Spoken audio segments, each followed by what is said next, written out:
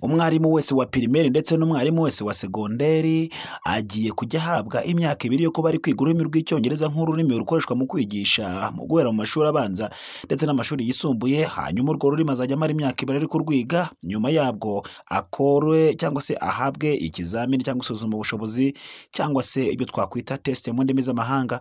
Iryo suzuma bushobozi nazajya aritsinda azajya akomeza akora akazi nk'ibisanzwe, ariko bizajya biba ngaruka myaka 2 hanyuma ku mwaka wa gatatu ahite akora ikizamini. Natsindwa ikizamini nk'uko byatangajwe azajya ahita ko avanwa mu kazi. Ibi byatangajwe na Dogiteri Edouard Ngirente kuri uwa 25 Kamena 2025 ari kumwe n'izindi mpuguke za politiki ndetse n'abadepite. Reka mbanze gusabe ngo kora subscribe, ukande like, uduhereze igitekerezo hapfu muri comment. Hanyuma numara gukora kuri subscribe urebe hirya hano hari akazogera ukandeho kugira ngo ubutaha uzajye uba mu bambere bareba ibiganiro byacu.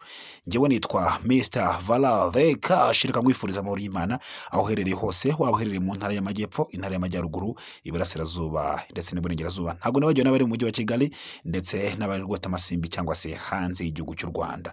So reka mbere na mbere tubanze dukurikirane iryo jambo Dogiteri Edouard Ngirente, Minisitiri w'Intebe y'u Rwanda, yatangaje kuri uwo munsi. Asigaye tuze twanariza tujya twamenyana byinshi cyane byishe kuri iri tangazo. Equipment zihagije hajyemo n'abarimu babigishe ku buryo n'ubu abarimu bazasohoka iyo course bazakwambara bazasohoka nabo muri uyu mwaka ubu turimo amashuri tutangiye kugira abarimu noneho bazasohoka bafite capacity yo kujya mu cyongereza neza guhera amashuri abanza, ariko umwe uzawuhagije kuko TTC dufite 16 mu Rwanda gusa, ntabwo zasora mu bahita bayigisha uzura amashuri yose ngo turagenda turasimbuza buhoro. Ariko igihe abariga muri TTC basohoka bazi icyongereza bazasohoka ngubu n'abazakurikiraho, hari gahunda no dufite yo gutanga imyaka 2 ku barimu bari mu kazi ubu bakiga icyongereza, hanyuma izo bakora ikizami ugitsinze akaba mu bwarimu, utagitsinze bikagaragara ko noneho adashobora kuma mu bwarimu ko azaba adashoboye kwigisha mu rurimi rwo kwigisha. Gahunda izajya imara imyaka 2, izambara imyaka 3, ariko bazajya bigishwa imyaka 2 bagraduating, bazajya biga banigisha ni center zizibigishiriza ko bari noneho hashira imyaka 2 wakwerekana ko udashoboye kujya mu cyongereza ukaba ushobora werekanye ko udashobora no kumwarimu.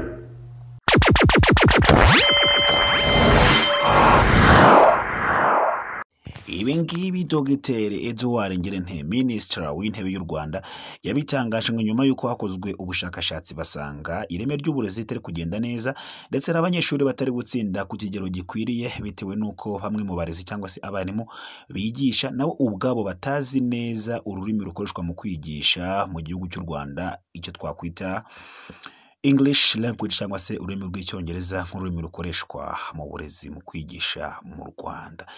Nyuma y'ahangaha niho bahise bavuga ko hari abarimu bamaze igihe kirekire mu kazi ariko bakaba batazi neza gukoresha urwo rurimi rw'icyongereza. Yagarutse bavuga ko hari abanyeshuri benshi cyane bagiye kurangiza mu TTCs cyangwa se mu bigo byigisha kwigisha twita TTCs. Hanyuma ahita avuga ko harimo abanyeshuri benshi bagiye kuzarangiza bazi ururimi rw'icyongereza. Bisobanuye iki? Bisobanura ko bazajya bagenda basimbura bamwe bazaba baragiye batsindwa, abarimu bazaba baragiye batsindwa mu gukora amatest cyangwa se muri rya suzuma ubumenyi bazaba bashyizweho nyuma y'imyaka 2.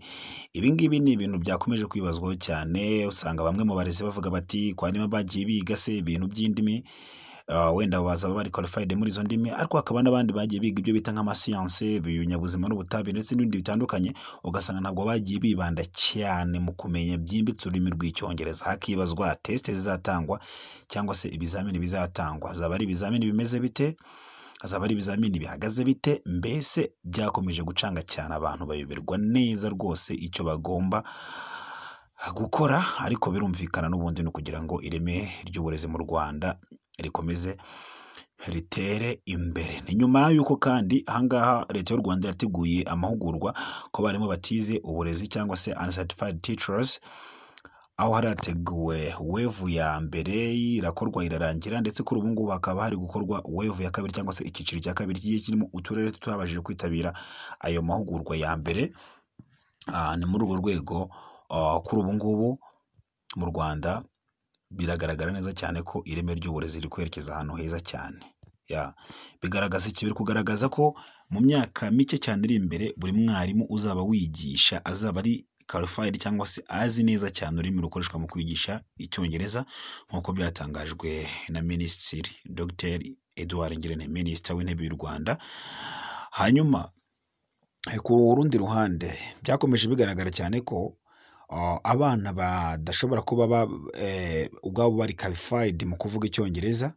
Bisobanuye iki? N'umwarimu cyangwa se abarimu bakigisha nabo ugasanga kenshi na kenshi ntabwo bakizi. Niyo mpamvu rero leta y'u Rwanda yashyizeho iyi gahunda yo kuvuga ngo igiye kubanza ifasha abarimu ibahugure mu rurimi rw'icyongereza, hanyuma nyuma yaho bazajye bahabwa ayo mateste. Ntabwo twabona no kubabwira ko hari izindi mpuguke cyangwa se mentors bavuye mu gihugu cya Zimbabwe babanje kujya mu bigo bya TTCs kujya bahugura abarimu mu kuvuga icyongereza.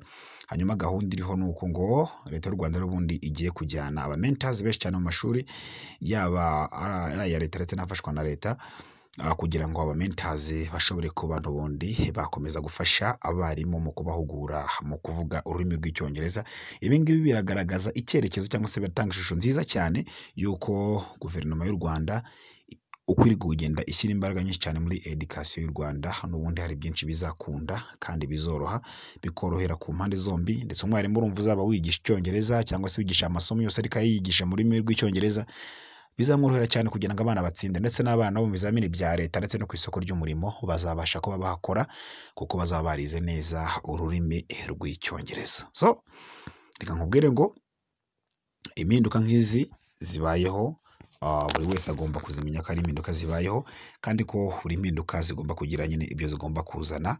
Ari niyo mpamvu binumvikana ko ururimi rw'icyongereza narwo ruje guteza imbere uburezi bw'u Rwanda, bitewe n'uko uzaba warwize neza tayari bizakunda azabasha kurukoresha neza. So kandi bizanamworohera. Reka mbabwire ngo amahoro ya Nyagasani akomeza abane namwe.